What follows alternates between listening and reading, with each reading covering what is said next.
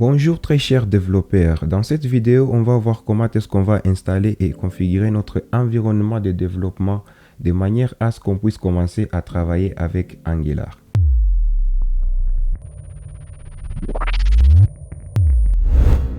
Pour pouvoir installer Angular, il va nous falloir avoir Node.js installé sur notre ordinateur car Angular s'installe à partir de la commande npm et npm est disponible à travers Node.js. C'est pourquoi il faut d'abord installer Node.js à partir de ces liens ici. Vous pouvez aussi trouver les liens dans la barre de description de cette vidéo. Il faut aussi installer Git car au moment de la création d'un projet Angular, la ligne de commande Angular qu'on appelle autrement Angular CLI va initialiser votre projet étant qu'un répertoire Git. Alors il faut l'installer à partir aussi de ces liens. Et si vous voulez en apprendre plus sur Git et GitHub, je vous recommande de suivre cette vidéo, mais ce n'est pas aussi obligatoire pour commencer à travailler avec Angular. Et il faut aussi avoir des connaissances sur TypeScript, car Angular utilise TypeScript comme le langage de programmation principal. Je vous recommande de suivre cette vidéo, le lien est dans la barre de description. Et aussi pour la stylisation de nos éléments HTML, on va utiliser Sass qui nous permettra d'écrire CSS facilement et efficacement. Veuillez suivre aussi cette vidéo pour avoir la base nécessaire avec cet outil. Alors si tout est fait déjà, procédons par installer Angular depuis sa documentation officielle. On va aller sur Doc et sur Doc, on va aller sur la partie Setup. Là, il y a les prérequis que j'ai tantôt mentionnés. Il y a la recommandation de TypeScript et même pour l'installation de Node.js. Mais ce qui nous intéresse, c'est cette partie ici pour l'installation d'Angular. Donc, pour installer Angular, on va l'installer à partir de la commande npm. Et donc, je vais juste copier cette commande et je vais ouvrir l'invite de commande. OK. Sur l'invite de commande, je vais juste coller cette commande justement là pour installer Angular globalement sur ma machine et je vais taper sur Entrée. Donc l'installation ici globale ici, donc on va dire que Angular sera disponible sur tout invite de commande sur ma machine. Alors ce processus d'installation ici dépendra de la qualité de votre connexion internet et des ressources de votre ordinateur. OK. Alors pour moi c'est fait déjà. Poursuivons. Alors pour cette ligne de commande ici, ça ne concerne que ceux qui utilisent PowerShell comme invite de commande. Donc je vais y revenir très bientôt. Mais ici, veillons voir comment est-ce qu'on va créer et initialiser l'application Angular à partir de cette commande. Mais tout d'abord, il faut retenir que la commande ng représente Angular. Donc ici, si je veux savoir quelle version Angular est installée sur ma machine, je n'ai qu'à taper ici la commande ng suivi du mot-clé version et boum, j'aurai ici Angular suivi de sa version et même la version de Node.js qui est installée sur ma machine et d'autres packages ici et leur version. Alors directement je vais basculer, je vais me rendre sur le bureau avec CD desktop. Je suis sur le bureau et je vais taper alors cette commande ici pour la création d'un nouveau projet. Je vais faire ng new pour nouveau et le nom de mon nouveau projet, ça sera Angular pour débutant. OK. Alors une fois que je puisse faire entrer, la ligne de commande Angular va me poser des questions si je vais ajouter les routages pour mon application. Je vais dire oui avec Y. Alors pour la stylisation, je vais utiliser SCSS. C'est pourquoi je vous ai recommandé le cours sur Sass. Je vais sélectionner SCSS. Je vais dire Entrée. OK. Et là, la ligne de commande Angular ou Angular CLI va commencer à initialiser notre projet. Retenez aussi que le processus ici dépendra de la qualité de votre connexion Internet et les ressources de votre ordinateur. Alors, pour moi, ça c'est fait déjà. Vous allez voir que tous les packages ont été initialisés avec succès. OK.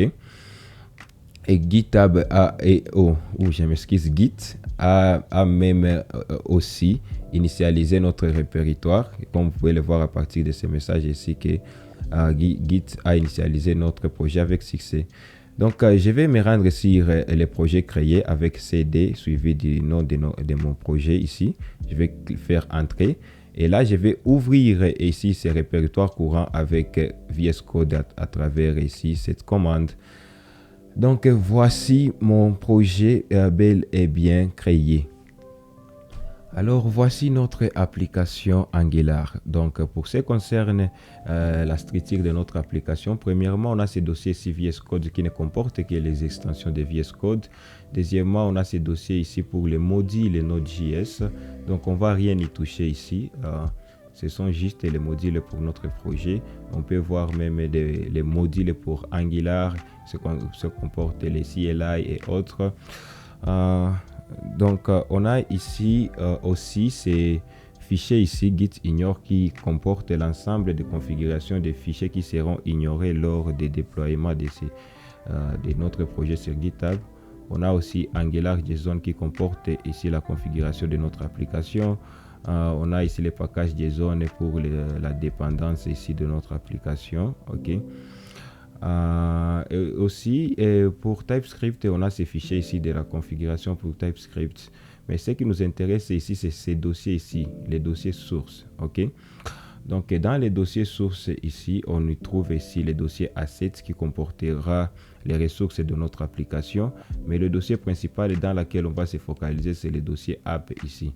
Des dossiers qui comportent les routages de notre application, les templates ici, donc les views qu'on va afficher. Ici, c'est la partie stylisation. Et aussi, on a ici cette partie ici, c'est pour les tests, c'est au-delà du cadre de ces cours pour les tester nos composants. On a aussi App Components, c'est bien lui ici, les components là où on va écrire du code de TypeScript. On a ici App Module pour les différents modules de notre application. OK. Alors, pour pouvoir utiliser la ligne de commande Angular dans l'invite de commande intégrée dans VS Code, on va retourner sur la documentation officielle, sur la ligne de commande qu'on a esquivée, car VS Code utilise ici PowerShell comme invite de commande. Et pour être capable d'utiliser alors la ligne de commande Angular, on va copier cette ligne de commande ici pour aller accepter les règlements d'utilisation d'invite de commande PowerShell. OK. Alors, on va retourner sur VS Code. Et là, je vais choisir terminal, nouveau terminal. Et pour ouvrir l'invite de commande intégrée, et je vais coller cette commande ici. Une fois appuyé sur Entrée, je serai alors à mesure d'exécuter la ligne de commande de Angular. Et la commande qui m'intéresse ici, c'est la commande pour compiler notre application. Donc, de retour sur VS Code. OK. Sur la ligne de commande ici de VS Code, je vais taper ng pour Angular, suivi de mot-clé serve pour compiler notre application. L'option ici "-open" pour ouvrir notre application dans les navigateurs après la compilation. On peut aussi diriger de la même façon ng et c'est pour serve-o pour l'option ouvrir l'application. OK. Donc ce processus ici dépendra cette fois de la qualité des ressources de votre ordinateur. Là, pour l'analytique de Google, on va dire oui. OK. Et on va voir directement que notre application est en phase ici de compilation. OK. On va attendre un tout petit peu. Et là, c'est boum. Notre application vient de se lancer sur le navigateur. On a quelques liens ici nous proposés par l'application qui nous a été générée au moment où on a créé notre nouveau projet. Alors, on va voir, c'est là où se situe ici le code de ce qui était visible ici. C'est sur la partie HTML. OK, on va tout esquiver et on va afficher juste un titre à partir de la balise H1 ici. On va dire Angular pour débutants pour voir si ça fonctionne. OK, juste pour les tests, et je vais enregistrer. OK, au moment où j'ai enregistré ceci et sur la partie sur notre navigateur, on peut voir ici Angular pour débutants. Donc on a réussi à installer et à configurer Angular. Donc très chers développeurs, je dis vraiment merci d'avoir suivi cette vidéo jusqu'à la fin. On se retrouve au prochain épisode pour continuer avec ce qui concerne Angular. Mais il faut vous abonner pour ne pas louper les prochains épisodes. Et moi je vous dis au revoir. prochain.